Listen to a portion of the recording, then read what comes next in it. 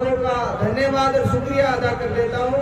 जो प्यार, जो मोहब्बतें आप लोगों ने मुझे दी, चुनाव में जो कामा के लोग भी नहीं थे, कामा के बाहर से उनकी यारी रिश्तेदारियों में फोन करके वहां जाकर आप लोगों ने जो सहयोग, जो मदद की, उसके लिए मैं हमेशा कामा के लोग आपके शुक्रिया रहेंगे, आपका एहसान बन रहेंगे।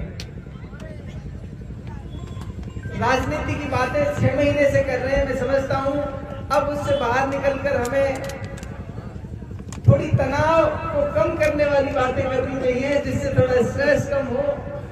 और मैं समझता हूं चुनाव अभी भी ऑन बोर्ड में है, कभी महसूस ही नहीं हो रहा। बाजी वाली भाई गांव में जाते हैं तो मेला लग जाता है, हम कभी गांवों में चले जाते हैं, लोग सड़कों पर रोक के खड़े हो जाते हैं। हमारे तो, बल्कि मैं वाजिब भाई का प्रोग्राम देख रहा था, लोग कह रहे हैं भाई हमारे तो एमएलए आरटीओ हारे जीते से कोई फर्क नहीं पड़ता, ये ताकत है। जो प्यार, जो मान सम्मान आप लोगों ने दिया, ये यकीनन जनता के बनाए हुए लोग हैं, ये लोगों के बनाए हुए लोग हैं, लोगों की मोहब्बतों के बनाए हुए लोग हैं। तो मैं चाहता हूँ वाजिब भाई के लिए एक बार जोरदार तालियां एक बार बजा दें। जो हिम्मत, जो जज्बा, जो उम्मीद आपने इस इलाके को दी, वो ऐतिहासिक है, उसका कोई मोल नहीं। मैं चंद शब्दों में यूँ कहना चाहूँ कि हजारों साल नरगिस अपनी बेनूरी पे रोती है, हजारों साल नरगिस अपनी बेनूरी पे रोती है। बड़ी मुश्किल से पैदा होता है चमन में दीदावर, बड़ी मुश्किल से पैदा होता है चमन में दीदावर। वाजिब भाई जैसे लोग इस इलाके की नुमाइंदगी, इसकी रहनुमाई कर रहे हैं, ये हमारे लिए फख्र की बात है। और जिस तरह का हौसला हिम्मत आप इलाके को देने का काम कर रहे हैं, जिस तरह से 36 बिरादरी के लोगों को एक साथ एकजुट होकर आप आगे बढ़ाने का काम कर रहे हैं, मैं समझता हूँ ये ऐतिहासिक है। सीकरी और नगर के इतिहास में ऐसा कभी नहीं हुआ जैसे पिछले 5 साल में हुआ। सीकरी को आपने जयपुर और दिल्ली के बराबर, नगर को आपने जिस तरह विकास के नए आयाम दिए, वो ऐतिहासिक है, पहले कभी नहीं हुआ। मैं समझता हूँ ये लोकतंत्र है, लोगों का मत से नेता चुना जाता है और थोड़े से मार्जिन से हार जीत भी चुनाव हो जाती है, कोई मायने नहीं रखता। एक बार तो ये आप सब अपने दिलो दिमाग से इस हार जीत के भूत को, मैं समझता हूँ, निकाल भी दिया है और निकाल दीजिए हमेशा के लिए। आप भाई जैसे लोग आपके साथ खड़े हैं, हम जैसे साथी इनके साथ कंधे से कंधे मिलाकर खड़े हैं। आपको चिंता करने की कोई जरूरत नहीं है, निश्चित रहिए। पहली बार मेवात में एक चीज नई देखने को मिली,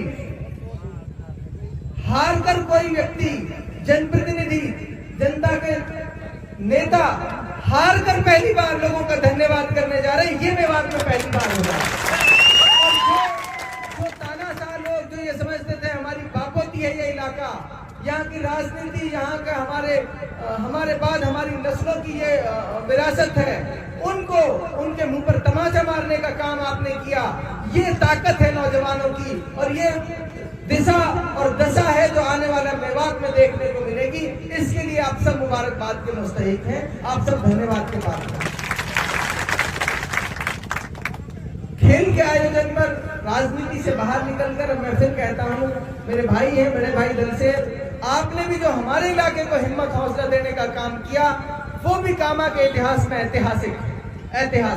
जिस इलाके को लोग ये कहते थे कि इस इलाके में तो इस तरह की लड़ाई की, इस तरह के संघर्ष की कोई उम्मीद नहीं कर सकता, उस इलाके में रईस भाई, फारूक भाई, तमाम नौजवानों ने जिस तरह की जद्दोजहद, जिस तरह का संघर्ष, हब्बी सरपंच, इस्लाम सरपंच जैसे लोगों ने जिस बेबाकी के साथ जिस तरह की लड़ाई लड़ी, वो ऐतिहासिक है। और ये पूरी मेवात के लिए मिसाल है कि जो रूढ़िवादी, जो परंपरावादी राजनीति चल रही थी, उस राजनीति का खात्मा होगा और नई तरह की राजनीति की शुरुआत होगी।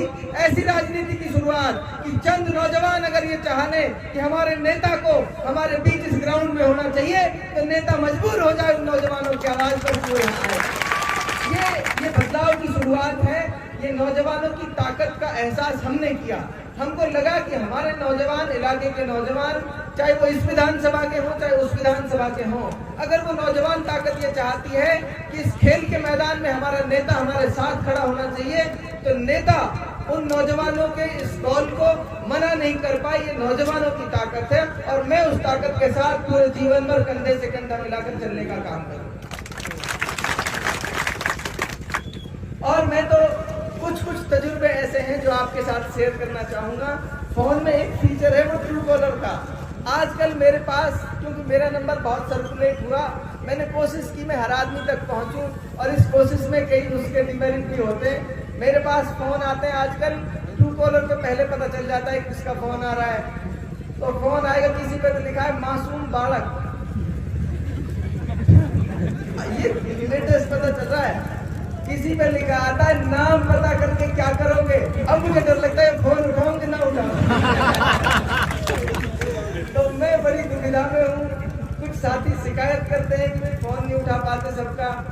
उसकी वजह यह है कि कहो तो रात को 2 बजे भी बच्चे फोन कर रहे हैं, आवाडी मुख्तार बोल रहा हो क्या, तो नंबर चेक कर रहा, पर्चा में देखो। तो ये कई बार शिकायत रहती है भाई से लेकर किसी की इस तरह की शिकायत है तो मैं उनको समझ सकता हूँ। पहले मुझे कई बार लगता था कि भाई सबकी फोन उठाना चाहिए, लेकिन कई बार मजबूरी रहती है नेता की भी। और सीकरी में जब आया, ताज्जुब की बात है, मैं इसलिए बताना चाह रहा हूँ, जैसे ही मैंने सीकरी में एंटर किया तो कुछ लोग 11 बजे से फोन कर रहे थे। तो सीकरी में घुसते ही ट्रू कॉलर का अलग अंदाज है। सीकरी में घुसते ही ट्रू कॉलर पे जो नाम आता है वो कहता है रेड बुल के दीवाने, रेड बुल के बादशाह। तो आपने रेड बुल और इसको जो एक ब्रांडिंग दी है, मैं तो कहता हूँ करोड़ों रुपए रेड बुल को आपको देने चाहिए उनके प्रचार के लिए। इतना बड़ा इंटरनेशनल ब्रांड एम्बेसडर उनको मिला। खैर बहरहाल उस संदेश को मैं आपके साथ फिर इलेबोरेट करना चाहता हूँ। जिस तरह के सदमे में तीनों विधानसभा सीटों को हारने से इलाके के लोग थे, जिस तरह की मायूसी इस इलाके में, और मन की मैं कहूँ पूरी मेवात में, हरियाणा मेवात से मिलाकर राजस्थान मेवात के सारे सीटों पर जिस तरह की मायूसी थी, उस मायूसी